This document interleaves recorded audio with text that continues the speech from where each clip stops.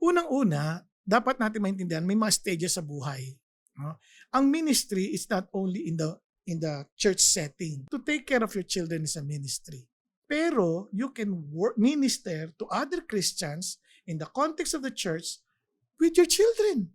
Expose them so that they too will see kung paano maglingkod sa Diyos.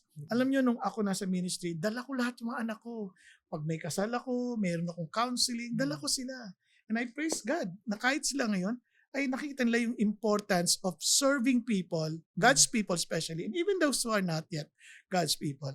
Nakita nila kung gaano kahalaga yung mga buhay ng mga taong ito. And I praise God that they too love the Lord. Kaya, anong dahilan? Sa totoo lang, ito lang. Kung ayaw, maraming dahilan. Kung gusto, maraming paraan. And sa totoo lang, kung mahal natin si Lord, God will give us the wisdom on how to do it.